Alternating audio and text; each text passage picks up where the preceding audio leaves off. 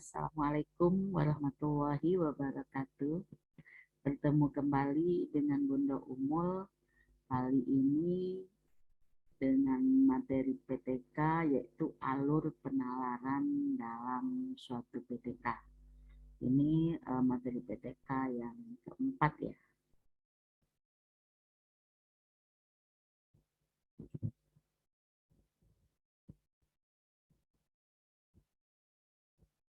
Ini adalah alur penalaran dalam suatu PTK ya. Jadi pertama PTK dilakukan oleh guru ya, berawal dari adanya suatu masalah. Jadi masalah ini dirasakan oleh si guru saat mengajar sehari-hari di kelasnya. Dia merasakan ada masalah, ada sesuatu yang tidak tercapai, yang tidak sesuai dengan keinginan guru atau kurikulum, tuntutan dari suatu kurikulum. Maka ini merupakan suatu masalah. Contohnya tidak tercapainya KKM secara klasikal 80% minimal ya, atau 75% dalam satu kelas.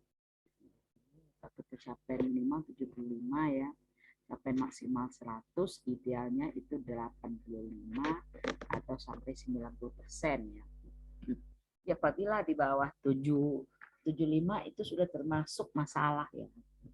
Jadi guru merasakan suatu masalah di dalam kelas yang dia ajar sehari-hari.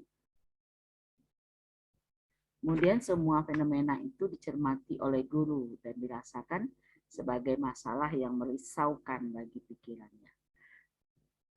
Kedua, alur kedua yaitu tujuan untuk adanya dari masalah tadi. Guru mempunyai suatu tujuan, yaitu tujuannya untuk memperbaiki dari masalah. Jadi berdasarkan kegiatan mencermati masalah itu, guru ada kemauan kuat untuk memperbaikinya atau meningkatkan kualitas pembelajarannya. Sebab jika tidak dilakukan perbaikan atau peningkatan kualitas, guru akan sangat khawatir dengan tujuan pembelajaran yang tidak akan tercapai atau yang tidak tercapai sesuai dengan tuntutan kurikulum. Alur ketiga yaitu analisis masalah. Setelah adanya masalah, adanya tujuan, kemudian analisis masalah-masalah yang timbul. Untuk bisa tujuannya untuk bisa merumuskan langkah-langkah perbaikan. Analisis masalah itu bisa dilakukan secara tajam, cermat, sistematis, dan memiliki landasan yang kokoh. Harus dilakukan dengan mengkaji dari beberapa masalah yang dirasakan. Mana yang lebih urgen, mana yang lebih spesifik, inilah yang akan dicarikan solusi atau pemecahan masalahnya dalam analisis masalah. Alur yang keempat yaitu teori. Jadi guru harus mengacu kepada teori-teori pembelajaran terhadap materi yang akan dicapai dalam suatu pembelajaran. Jadi terutama teori-teori yang berkaitan ya dengan teori pendidikan, teori psikologi, teori pembelajaran psikologi pendidikan. Jadi bagaimana psikologi, keterkaitan psikologi dengan pendidikan ya. Karena psikologi adalah tentang si anak atau siswa ya. Kemudian teori-teori apa yang terkait dengan proses pembelajaran antara psikologi dan pendidikan. 5. Merumuskan suatu masalah. Dengan menganalisis masalah yang ada tadi, kemudian dilandasi oleh teori-teori yang kokoh ya, guru selanjutnya melakukan perumusan masalah yang hendak diteliti melalui penelitian tindakan kelas. Jadi masalah itu dirumuskan melalui penelitian tindakan kelas. Perumusan masalah sangat penting agar membantu guru sebagai peneliti mampu untuk memfokuskan pada masalah-masalah apa yang ternyata penting untuk dilakukan perbaikan dan peningkatan kualitasnya. Semakin jelas perumusan suatu masalah, akan memperjelas pula arah suatu penelitian tindakan kelas yang akan dilakukan guru. Jadi masalahnya harus jelas ya. Misalnya masalahnya siswa kelas eh, rendah yaitu kelas 2 yang seharusnya sudah bisa membaca dengan lancar, ternyata belum bisa membaca dengan lancar. Ini termasuk suatu masalah. Jadi masalahnya jelas. Masalahnya apa begitu ya? Terutama tentang pembelajaran. Kemudian perumusan masalah yang jelas akan menuntun arah kerja guru sehingga pelaksanaan penelitian tindakan kelas menjadi spesifik, menjadi fokus, menjadi spesifik ya, khusus ya. Kemudian berarah kemana yang akan dicapai, yaitu yang akan dicapai adalah membaca lancar tadi ya. Kemudian jelas, mudah dalam mengumpulkan data yang diperlukan, kepada siapa sumber data diharapkan bisa memberikan data secara akurat dan mudah diukur hasilnya. Jadi objek atau subjek kita adalah siswa. Jadi ini pengumpulan datanya ya. Kemudian diukur contohnya hipotesis ya. Upaya apa yang dapat dilakukan untuk mengatasi kesulitan belajar menulis kalimat bagi siswa yang memiliki keterbatasan kemampuan kognitif. Ini sebuah hipotesis atau sebuah ini ya permasalahan ya yang sudah dihipotesiskan. Kemudian tindakan, apa contoh tindakannya? Itu pembelajaran berkelompok dalam mengatasi kesulitan belajar menulis kalimat bagi siswa yang memiliki keterbatasan kemampuan kognitif. Ini contoh merumuskan masalah ya. Jadi kita tarik dulu hipotesisnya. Contohnya upaya apa yang dapat dilakukan untuk mengatasi kesulitan belajar menulis kalimat bagi siswa yang memiliki keterbatasan kemampuan kognitif. Kemudian apa tindakannya? Contohnya, pembelajaran berkelompok dapat mengatasi kesulitan belajar menulis kalimat bagi siswa yang memiliki keterbatasan kemampuan kognitif. Ini perumusan masalah kita sementara ya. Nanti bisa berkembang atau ini ya setelah semuanya dikaji kembali. Kemudian 6, pengkajian atau pembahasan. Setelah perumusan masalah dilakukan dengan baik dan jelas, guru masih harus melakukan pengkajian atau pembahasan dalam rangka apa saja yang harus dikaji kembali, yaitu merumuskan gagasan-gagasan tentang alternatif tindakan. Jadi gagasan-gagasan atau alternatif tindakan apa yang akan dilakukan. Dirumuskan dulu beberapa gagasan atau alternatifnya ya. Misalnya dengan belajar dengan berkelompok, dengan tugas atau latihan ke depan atau latihan di mejanya ya atau tutor dengan menggunakan tutor sebaya ya. Pembahasan jadi pengkajian tentang alternatif tindakan ya yang didasarkan kepada teori-teori. Kita selalu berpijak kepada teori pembelajaran ketika melakukan perumusan masalah ya. Kemudian 8, mengkaji atau melandaskan kepada teori-teori sangatlah penting agar alternatif tindakan yang dirumuskan tidak salah sasaran, tidak menyesatkan dan memiliki landasan yang kokoh, sehingga tidak memberikan dampak negatif terhadap proses pembelajaran dan hasil belajar, melainkan memberikan dampak yang positif. Jadi mengaji atau melandaskan teori-teori ini sangat penting ya, karena kita melakukan penelitian juga sangat berpijak kepada teori. Kuat teorinya maka kuat pula hasil penelitian yang akan ditemukan. Kemudian gagasan-gagasan alternatif tindakan, contohnya yang dirumuskan berdasarkan pengajian itu bisa saja jadi masalah yang masih banyak sekali jumlahnya karena sifatnya masih alternatif. Oleh sebab itu, tugas guru selanjutnya adalah memilih tindakan yang diperkirakan tepat dan cocok serta memberikan sumbangan yang maksimal bagi perbaikan dan peningkatan pembelajaran. Jadi dari beberapa rumusan masalah tadi, dicari lagi alternatif-alternatif mana yang lebih mendekati ya. Kemudian alur 9, langkah atau alur ke-9, memilih tindakan yang diperkirakan tepat untuk melakukan memerlukan pemikiran yang cermat ya. Jadi untuk memilih suatu tindakan yang tepat itu memerlukan pemikiran yang cermat dan teliti, tajam dan berhati-hati. Oleh sebab itu, agar bisa diperoleh tindakan yang tepat, guru perlu melakukan diskusi atau tukar pikiran dengan teman sejawat atau bahkan dengan peneliti dari perguruan tinggi kependidikan. Jadi guru bisa bertukar pikiran dengan teman sejawatnya, yaitu sesama guru, atau kerjasama atau melakukan sharing dengan perguruan tinggi ya, tentang fakultas kependidikan ya, ada dosen-dosennya. Kemudian 10,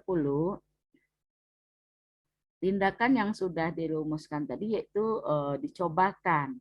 Setelah dirumuskan sejumlah tindakan yang diperkirakan tepat untuk memperbaiki dan meningkatkan kualitas pembelajaran, selanjutnya tindakan itu dicobakan dalam suatu kegiatan pembelajaran nyata di kelas.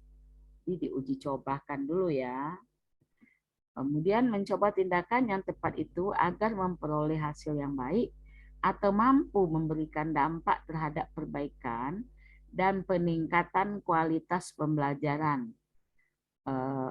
Tentu sudah merupakan ini ya, suatu pra dari penelitian. Kemudian penelitian nanti akan dilakukan secara bersiklus secara bersiklus dan bersifat spiral ya. Ini yang dilakukan dalam PTK. Kemudian penelitian PTK dilakukan dalam bentuk siklus. Artinya, sejumlah tindakan itu diterapkan dalam proses pembelajaran secara berkelanjutan dan berulang. Bisa saja siklus terjadi sampai 2, 3, atau 4 siklus. Sampai guru bisa melihat dengan jelas bahwa tindakan yang dilakukan menghasilkan perbaikan dan peningkatan secara maksimal. Jadi siklus bisa dilakukan, ada prasiklus, kemudian ada siklus 1, siklus 2, siklus 3, bahkan sampai 4. Siklus 1 dilatar belakangi oleh hasil prasiklus. Siklus 2 dilatar belakangi oleh hasil siklus 1. Siklus 3 dilatar belakangi oleh hasil siklus 2.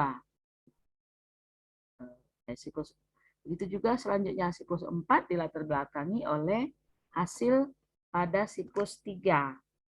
Jadi dia selalu dipedomani atau berpedoman pada siklus-siklus sebelumnya ya. Jadi unsur mana yang harus diperbaiki, unsur mana yang harus ditingkatkan, unsur mana yang harus dirubah penerapannya atau teknik-tekniknya. Kemudian menarik simpulan. Karena siklus itu bersifat spiral, maka pada setiap siklus tindakan yang dilakukan untuk memperbaiki dan meningkatkan kualitas pembelajaran harus dicermati dan direnungkan. Guna menemukan tindakan-tindakan yang sudah bagus, efisien, efektif, serta tindakan mana yang belum efektif atau bahkan berdampak negatif. Kegiatan mencermati dan merenungkan serta menganalisis secara mendalam tindakan yang telah dicoba ini dikenal dengan istilah refleksi. Jadi akhir dari suatu tindakan itu adalah refleksi ya, merefleksi hasil dari suatu penelitian atau pembelajaran yang dilakukan dengan langkah-langkah PTK. Selanjutnya, hasil mencermati, merenungkan, dan menganalisis secara mendalam ini digunakan untuk memperbaiki tindakan pada siklus berikutnya. Setelah dilakukan secara berulang dalam beberapa siklus, dan guru sudah melihat perbaikan atau peningkatan kualitas secara maksimal, akhirnya guru bisa membuat kesimpulan terhadap penelitian tindakan kelas yang dilakukan. Jadi ada simpulannya, di mana ada kelemahannya, ya, di mana ada hal-hal yang positif atau yang sudah bagusnya. Ini harus dicermati. Selanjutnya, dalam alur penalaran penelitian tindakan kelas diperlukan suatu ketegasan. Maksudnya di sini bahwa yang diberikan tindakan oleh guru adalah masalahnya, bukan penyebab timbulnya masalah.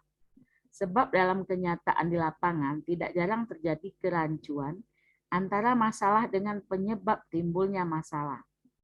Jadi masalahnya misalnya siswa belum mampu menulis kalimat dengan baik dan benar, ya. Nah, ini masalah inilah yang akan dicarikan solusinya. Akibatnya, kadang-kadang yang dilakukan oleh guru adalah melakukan tindakan terhadap penyebab timbulnya masalah, bukan terhadap masalah itu sendiri. Jadi yang dipecahkan adalah masalahnya, ya, bagaimana meningkatkannya. Contoh masalah siswa kelas 2 SD belum mampu membaca secara lancar. Untuk memperjelas masalah ini, gejala-gejalanya, berapa banyak siswa yang belum lancar menulis kalimat dalam kelas 3 tersebut. Kemudian, apa penyebab mereka belum lancar menulis kalimat? Atau apa penyebab mereka belum lancar membaca secara lancar, gitu ya. Apa saja usaha guru yang dilakukan untuk mengatasi masalah siswa yang belum lancar membaca atau siswa yang belum lancar menulis. Kemudian, apa penyebab timbulnya masalah tersebut?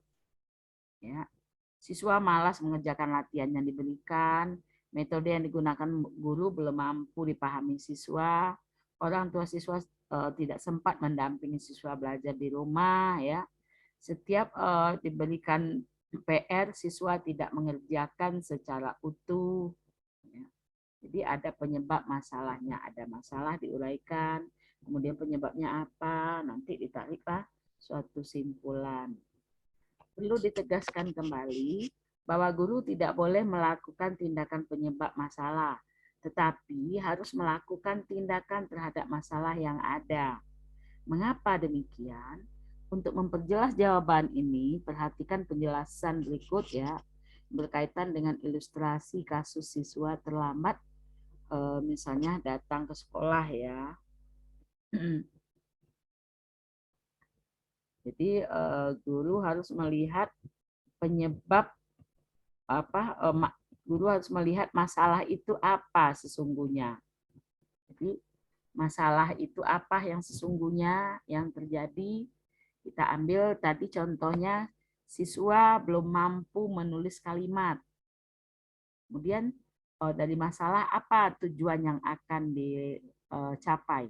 Tujuannya siswa harus mampu menulis kalimat. Kemudian rumuskan masalah-masalahnya.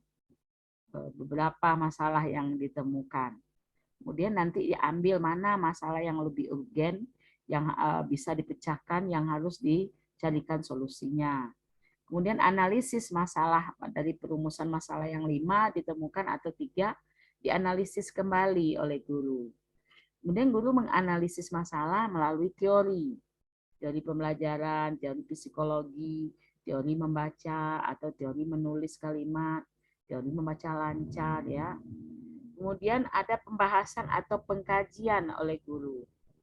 Dari pengkajian tadi, setelah dianalisis atau dianalisa, jadi yang ternyata yang harus dipecahkan masalah atau dicarikan solusi adalah siswa harus lancar membaca. Siswa kelas 2 harus sudah lancar membaca.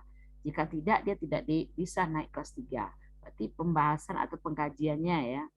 Kemudian gagasan atau tentang alternatifnya bagaimana. guru mencarikan solusi bagaimana agar siswa kelas 2 ini sudah lancar membaca. Bisa dengan media, metode, bermain peran, atau kuis, atau belajar kelompok, atau tutor sebaya ya. Kemudian memilih tindakan yang dipraktekkan dengan tepat. Jadi kalau menggunakan kelompok tadi ya pilih tindakan yang dipraktekkan dengan tepat. Kemudian tindakan yang sudah digagas itu diuji cobakan atau dicobakan terlebih dahulu.